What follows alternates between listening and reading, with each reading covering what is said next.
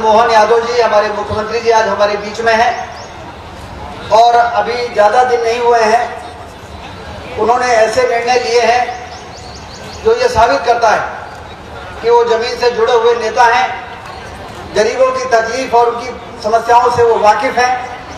और इसलिए उन्होंने निर्णय किया है कि यदि कोई दूर दराज इलाके में कोई गरीब बीमार होगा तो जिस तरह से सक्षम लोग हवाई जहाज और हेलीकॉप्टर बुला के और अपने को बेहतर अस्पताल में पहुंचाने में का काम करते हैं, वैसे हमारे प्रदेश के दूर दराज इलाकों में रहने वाला आदिवासी गरीब परिवार, पिछड़े वर्ग के जो लोग भी हैं, यदि डॉक्टर ने और कलेक्टर ने वहां पर हेलीकॉप्टर की डिमांड की तो उस गरीब को भी एयरलिफ्ट करके और रीवा के सुपर स्पेशलिटी अस्पताल में और भोपाल के अस्पताल में, इंदौर के अस्पताल में उसको पहुंचाने का काम किया जाएगा। ये निर्णय उन्होंने किया है। और उसके साथ ही साथ हम लोग देखते हैं गरीब परिवार के लोगों की यदि अस्पताल में मृत्यु हो जाती है तो उनके गांव में पहुंचाने के लिए शव वाहन के लिए वो परेशान इधर से उधर भटकते हैं।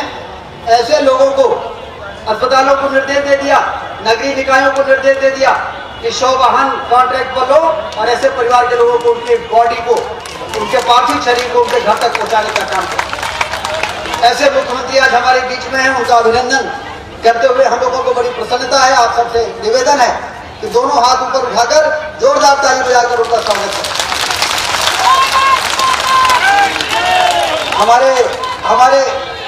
हमारे प्रत्याशी, हमारे सांसद और भावी सांसद भी बोल दें कि नहीं बोले?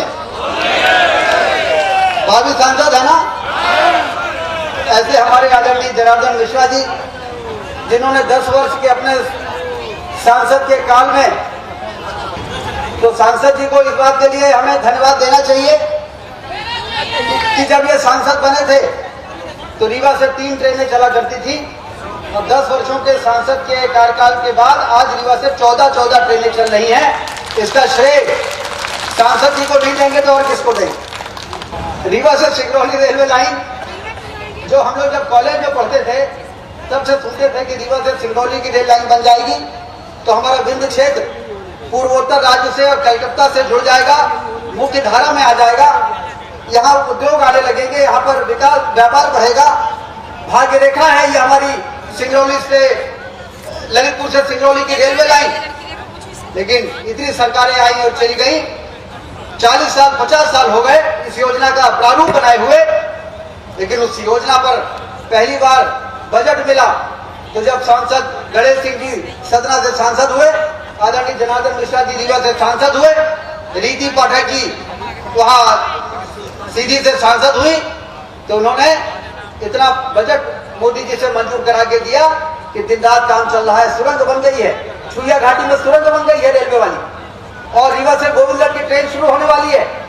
सीधी की ट्रेन 6 महीने बाद शुरू हो जाएगी सीधी तक, 1 साल में सिंगरौली ट्रेन पहुंच जाएगी और सीधे कलकत्ता से हमारा विंध्य क्षेत्र जुड़ जाएगा।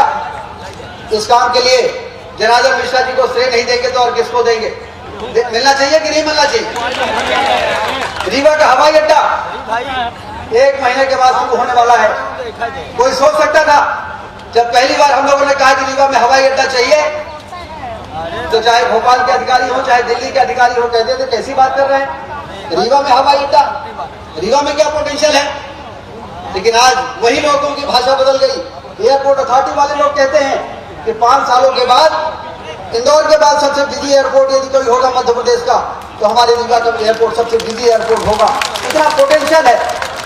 ये यहाँ पर सीमेंट हब है, 40 मिलियन टन सीमेंट बनती है यहाँ पर, 14,000 मेगावाट बिजली बनती है यहाँ पर, सोलर से 750 मेगावाट की बिजली यहाँ पर बनती है। यहाँ पर मैहर में शारदा माई का धाम है, चित्रकूट धाम हमारे यहाँ है, 3 नेशनल पार्क हमारे यहाँ है, व्हाइट टाइगर सफारी हमारे यहाँ है। सिंचाई की नहरों का जाल बिछाकर विंध्य की तस्वीर और तकदीर को बदलने का जो काम भारतीय जनता पार्टी की सरकार ने किया है, कांग्रेस के लोगों के पास इसका क्या जवाब है? क्या कांग्रेस ने कभी इस दिशा में काम करने के बारे में गंभीरता से विचार किया? जब विधानसभा का चुनाव हो रहा था मुख्यमंत्री जी, तो पत्रकारों ने मुझसे पूछा कि रीवा में अब क्या काम बचा है कि इस बार जीतेंगे तो क्या करेंगे?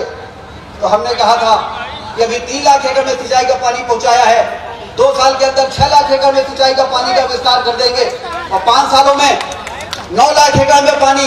रीवा जिले में जितने सिंचाई की जमीन है, जितनी खेती की जमीन है, एक इंच जमीन पर सिंचाई का पानी पहुंचाने का काम करेंगे। और आज मुख्यमंत्री जी आपको धन्यवाद देते हुए मुझे प्रसन्नता हो रही है कि इस 3 लाख एकड़ से 9 लाख एकड़ में सिंचाई का पानी पहुंच जाए। यहाँ पर पत्रकार बंधु बैठे हैं, उनको याद होगा मैंने ये बात कही थी, अभी 3 महीने से ज्यादा नहीं हुआ, लेकिन आज मुझे ये बताते हुए प्रसन्नता हो रही है कि 3 लाख एकड़ से 9 लाख एकड़ में सिंचाई का पानी पहुंच जाए। इसके लिए 6200 करोड़ रुपए डॉक्टर मोहन यादव जी की कैबिनेट ने मंजूर कर दिया है। आचार संहिता के पहले ये कोई छोटा काम है कि सिंचाई की इतनी बड़ी योजना को मंजूरी दे देना। आदरणीय गिरीश गौतम जी हमारे यहाँ पर बैठे हैं, जो विधानसभा के अध्यक्ष रहे। आदरणीय एपी त्रिपाठी जी, पूर्व विधायक राजेश पांडे जी, पूर्व विधायक श्यामलाल द्विवेदी जी, रामलाल रोटिया जी जो हमारे लोकसभा के प्रभारी हैं, प्रबोध राय जी जो लोकसभा के हमारे संयोजक हैं, और दोनों जिलाध्यक्ष हमारे डॉक्टर अजय सिंह जी और राजेंद्र मिश्रा जी, हम सारे लोग आपको इस बात के लिए धन्यवाद देते हैं। पूरा मंच जो बैठा हुआ है, भारतीय जनता पार्टी का नेतृत्व जो यहाँ पर बैठा है, वो आपको इस बात के लिए धन्यवाद देता है कि हम लोगों ने कभी नहीं सोचा था कि रीवा के सिंचाई के विस्तार को मऊगंज हरमना के इलाके में सीतापुर माइक्रो, हनुमना माइक्रो, बहुती का एक्सटेंशन, इसके लिए 3 महीने के अंदर डॉक्टर मोहन यादव जी मुख्यमंत्री बनने के बाद 6200 करोड़ रुपए मंजूर करने का काम करेंगे। इसके लिए मुख्यमंत्री जी का अभिनंदन होना चाहिए कि नहीं होना चाहिए? ये हमारे भविष्य का मामला है, ये हमारे विकास का मामला है, ये आने वाली पीढ़ी के भविष्य को संवारने का सवाल है। ये सिंचाई ही वास्तविक विकास होता है। आज यदि रीवा की तस्वीर बदली है तो धरती से दौलत पैदा होने के कारण, और धरती से दौलत पैदा क्यों हुई? क्योंकि सिंचाई की नहरों का जाल बिछाने का काम भारतीय जनता पार्टी की सरकारों ने किया है, बाण सागर को पूरा कराया है, और इसलिए हमारे यहाँ व्यापार बढ़ रहा है, रोजगार के अवसर पैदा हो रहे हैं, बेरोजगारी दूर हो रही है, गरीबी दूर हो रही है। और लोग कहने लगे हैं कि रीवा तो 10 साल 20 साल पहले एक बड़े तहसील से बड़ा नहीं दिखता था, लेकिन आज वही लोग कहने लगे हैं कि रीवा में विकास की यदि यही गति रहेगी तो रीवा भोपाल, इंदौर और उज्जैन और ग्वालियर और